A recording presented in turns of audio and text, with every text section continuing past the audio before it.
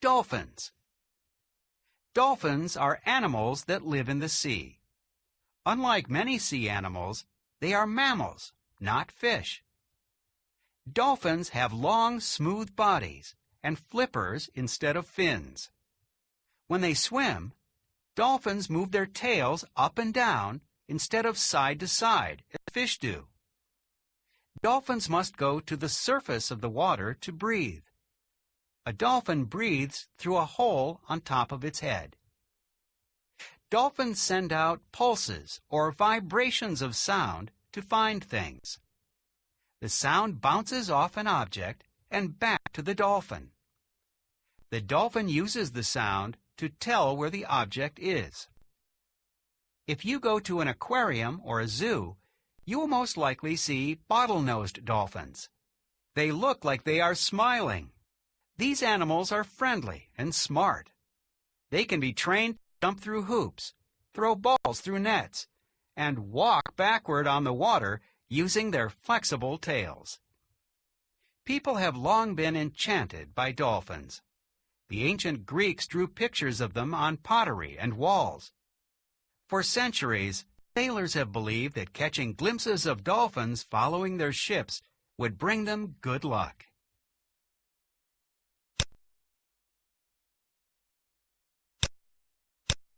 Encantado, Pink Dolphin of the Amazon, by Cy Montgomery. Genre: expository text provides factual information about a topic. As you read, look for facts about pink dolphins to add to your knowledge of animals. Question of the week: why do animals behave the way they do?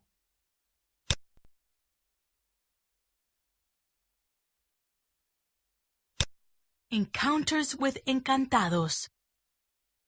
You're traveling to a world that is full of water. In the Amazon, the wet season lasts half the year. During the rainiest part of the wet season, from March through May, it rains every day. Not all day, but every day. Sometimes the rain lasts less than an hour, and then the bright, hot sun comes out to burn your skin. But every day there is some kind of downpour. The wet season is the best time of year to explore the Amazon. You'll soon see why. So bring a poncho. On your expedition, you will watch the rain remake this jungle world.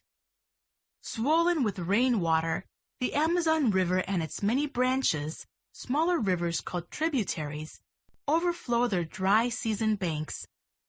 The rivers flood people's gardens.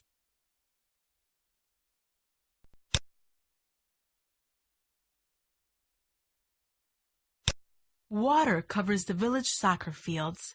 The school playgrounds are underwater. Instead of taking a school bus to class, the kids take a canoe. The village school is like a treehouse perched high on stilts. Many of the village houses are built on stilts too. Others float on the river like rafts. People have to tie their floating houses to big trees so they don't drift away. On your expedition, you'll sleep in a jungle lodge on stilts. You'll visit Amazon villages where the little girls play with real baby caimans, a kind of crocodile, the way girls at home play with dolls, and where the people will tell you stories about amazing creatures they call encantados. Encantado means the same thing in Portuguese, the language most people speak in Brazil, and in Spanish, which people speak in Peru and many other South American countries. It means enchanted, and once you meet an encantado on the river, you'll know why. Some village houses float on the river.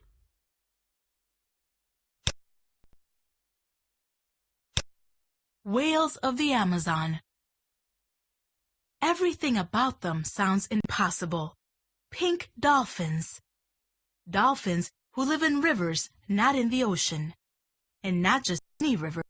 These are rainforest dolphins who swim in a submerged jungle. And look how they do it.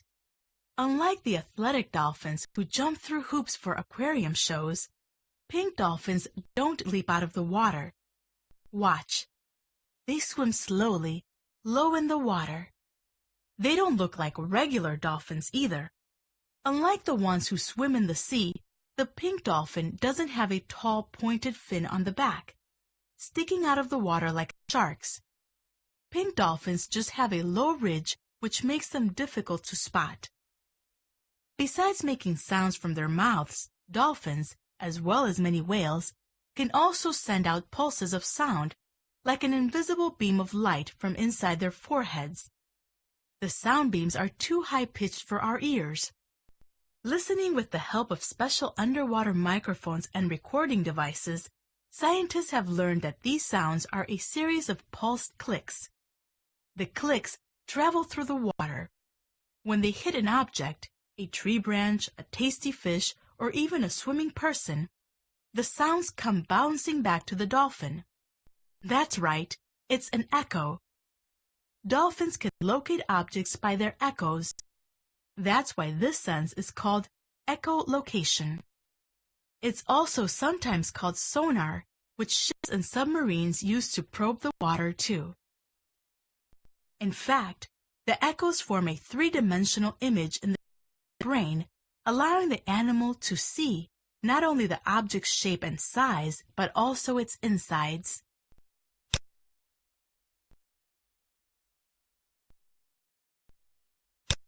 Pink dolphins make sounds from their mouths.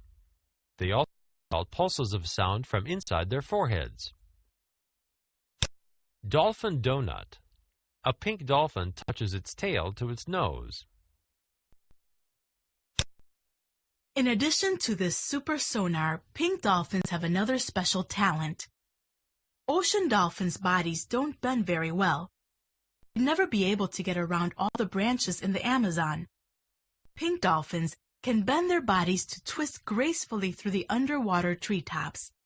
They are so flexible they can even touch their tail to their nose, like a dolphin donut. Because of their unique flexibility, pink dolphins can also swim in shallow waters that ocean dolphins can't manage. Sometimes they get stuck, but not for long.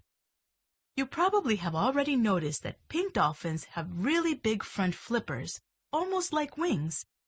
At moments like these, those flippers come in handy. Pink dolphins can use their front flippers not just to swim, but also to crawl, both out of and back into the water. Sometimes pink dolphins' behavior seems downright weird. Here's another example.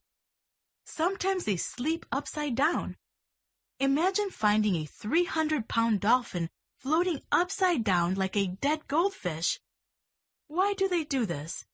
Why don't other dolphins? No one knows, and that's just one of the mysteries about them.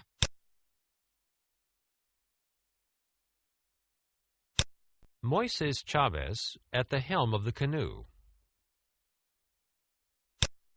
Nightmare dream world. Canoeing through the flooded forest feels like a dream. Strange lives cling to every tree. Fist-sized, hairy, megalomorph spiders who look like tarantulas hunt for bugs in tree holes. The purse-like nests of little birds called oropendulas hang from the tips of branches. Centipedes curl in the cracks of bark. Snails cling to the undersides of leaves. Duck! Moises Chavez, your Peruvian guide, calls out from the front of the boat. A duck? Where? But no, he motions you to get your head down, fast. You don't want to smack your head on a low branch as the canoe glides beneath it. Particularly this branch, because hanging down from it is a wasp nest the size of a pumpkin.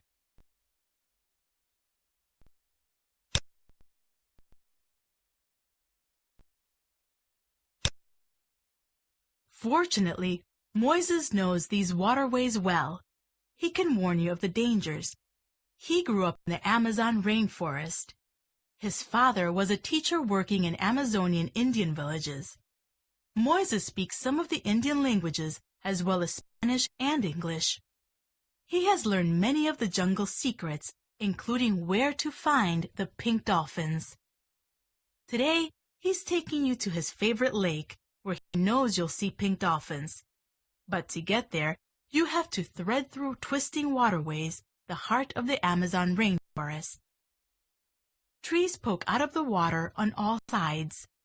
Moises explains that it's important to keep your hands away from the sides of the boat. It's easy to see why. Some of the trees have spines growing out of their trunks.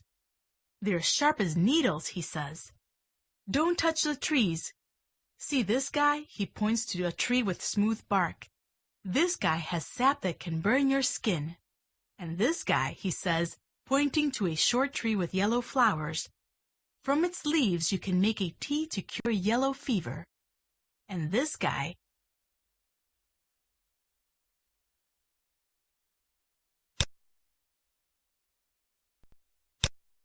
bang! Your canoe has come to an abrupt halt. The bottom is hung up on an underwater tree limb. Your canoe is stuck in the treetops. But Moises quickly gets the situation under control by pushing against a tree to free the canoe.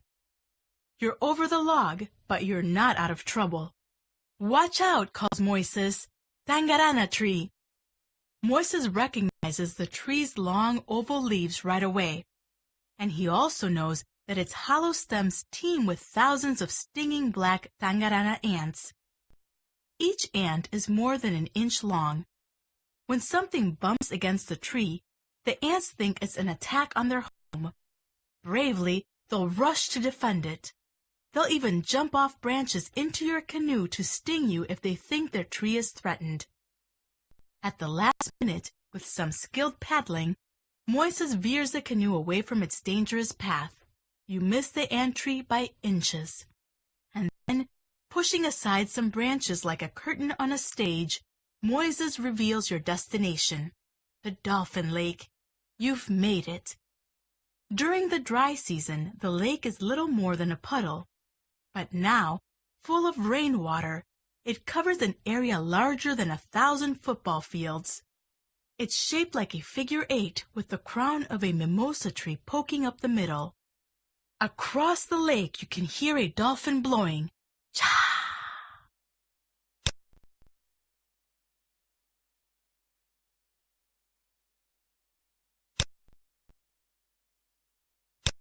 The Tangarana tree is home to thousands of stinging black Tangarana ants.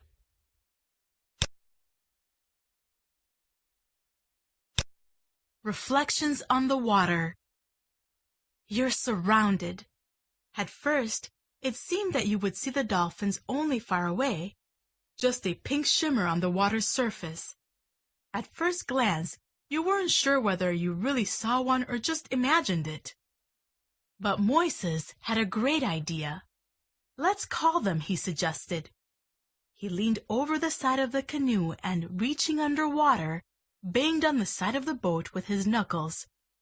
The dolphins responded, and now they are all around you. Right behind your canoe, you hear one blow. You twirl around, but all you see is the dolphin's wake, the wave it made when it dived just a split second ago.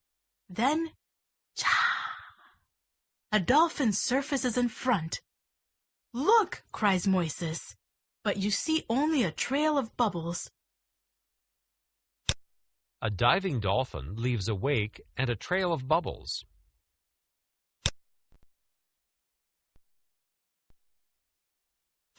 This pink dolphin looks almost like a reflection on the water.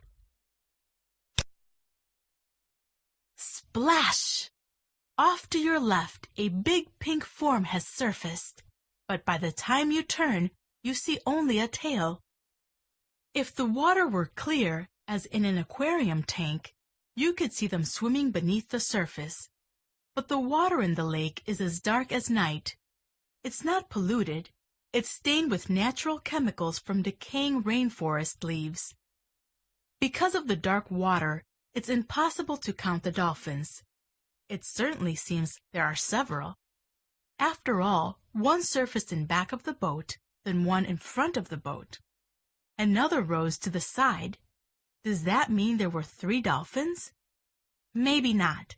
Remember that pink dolphins with their bendy bodies don't have to swim in a straight line. You can't predict where they might surface next.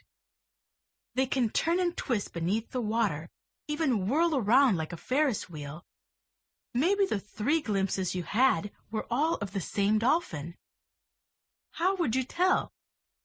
Most animals, including dolphins, look as different from one another as people do. You just have to learn to see the differences. Some are bigger than the others. Some are darker. One might have a notch or a scar on the back or head.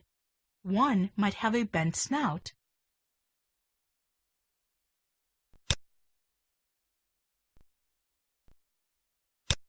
But here's the problem.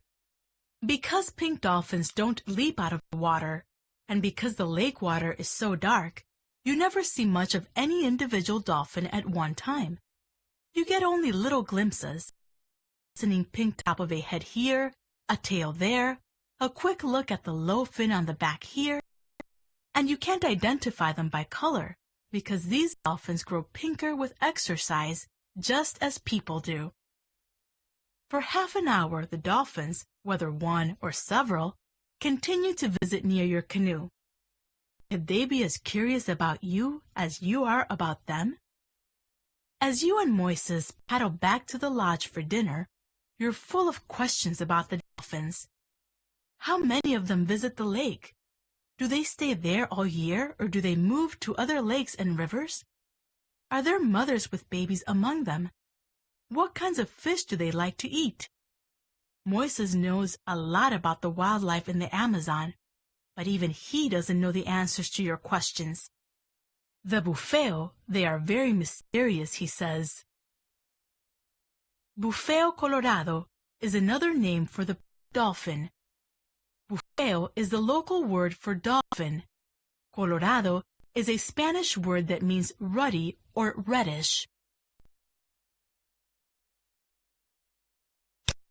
Because they are difficult to study in the wild, pink dolphins remain a mystery to scientists. The water is so dark you can't tell who might be swimming in there with you. This nose above belongs to a huge Amazonian manatee.